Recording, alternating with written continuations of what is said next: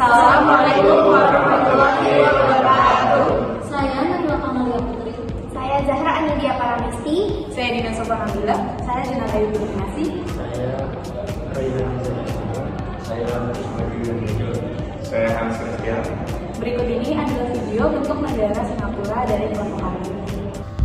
Singapura adalah negara kepulauan yang terletak di Asia Tenggara, di ujung selatan Semenanjung Malaya.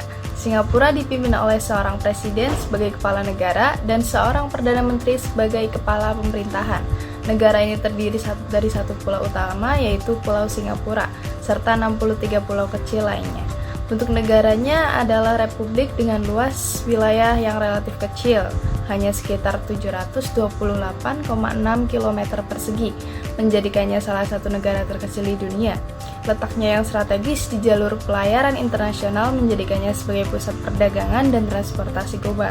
Meskipun kecil, Singapura memiliki infrastruktur modern dan ekonomi yang sangat maju. Saat ini, Presiden Singapura dipimpin oleh yang terhormat Tharman Shanmugaratnam dan diwakili oleh Perdana Menteri yaitu Lawrence Wong sejak 15 Mei 2024. Di Singapura terdapat beberapa partai politik. Tetapi dalam praktiknya bisa dibilang Singapura adalah negara satu partai. Karena Partai Tindakan Rakyat atau yang biasa disebut dengan PAP selalu memenangi sebagian besar kursi-kursi parlemen. Singapura adalah sebuah negara yang berbentuk republik parlementer dengan struktur pemerintahannya ditetapkan dalam konstitusi yang didasarkan pada sistem Westminster karena Singapura merupakan bekas jajahan Inggris. Konstitusi Singapura berasal dari beberapa amandemen yang menetapkan hak-hak fundamental tertentu seperti kebebasan beragama, kebebasan berbicara, dan persamaan hak. Konstitusi negara Singapura berasal dari konstitusi tahun 1959 dengan beberapa amandemen. Konstitusi tersebut berdasarkan sistem Westminster karena Singapura merupakan bekas jajahan Inggris.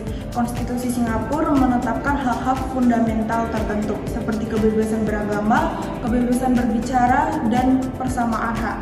Hak-hak individual tidak bersifat absolut, tetapi dibatasi oleh kepentingan umum seperti pemeliharaan ketertiban umum, moralitas, dan keamanan nasional. Selanjutnya kita membahas mengenai sistem pemerintahan Singapura, di mana sistem pemerintahan Singapura adalah parlementer dengan kepala negaranya adalah presiden. Fungsinya sebagai lambang nasional dan tugas-tugas seremonial. The President of Singapore shall be the symbolic or the nominal of state. Kepala pemerintahannya adalah Perdana Menteri dan kabinet terdiri atas anggota parlemen dan pimpinan oleh Perdana Menteri. Perdana Menteri ini dipilih oleh parlemen atas rekomendasi presiden. Biasanya ketua partai penguasa yang akan direkomendasikan. Sedangkan anggota kabinet atau menteri diangkat oleh presiden atas saran Perdana Menteri. Seluruh anggota kabinet bertanggung jawab kepada parlemen. Sistem pemilihan umum atau pemilu yang ada di Singapura yaitu presiden dipilih selama 6 tahun sekali melalui pemilu, serta Perdana Menteri dipilih dari pimpinan partai yang memegang mayoritas di parlemen. Selanjutnya, anggota parlemen dipilih melalui pemilu dalam 4 tahun sekali. Ya, selanjutnya membahas tentang lembaga. Lembaga Singapura itu ada 3. Yang pertama itu lembaga kekuasaan eksekutif. Nah, kekuasaan eksekutif dilaksanakan oleh kabinet. Nah, dengan begitu, kabinet memiliki kewenangan mengendalikan pemerintahan dan bertanggung jawab secara kolektif kepada parlemen. Baik, selanjutnya yaitu yang kedua yaitu kekuasaan legislatif. Kekuasaan legislatif ini berisi tentang parlemen Singapura hanya terdiri atas satu kamar atau Inggris Federal. Kemudian yang kedua yaitu anggota parlemen dipilih lewat pemilu 4 tahun sekali. Selanjutnya anggota parlemen memilih perdana menteri yang biasanya berasal dari ketua partai penguasa. Kemudian ada juga fungsi dan wewenang, diantaranya membentuk undang-undang, fungsi anggaran, kontrol atas jalannya pemerintahan atau kabinet. Yang terakhir ada kekuasaan yudikatif.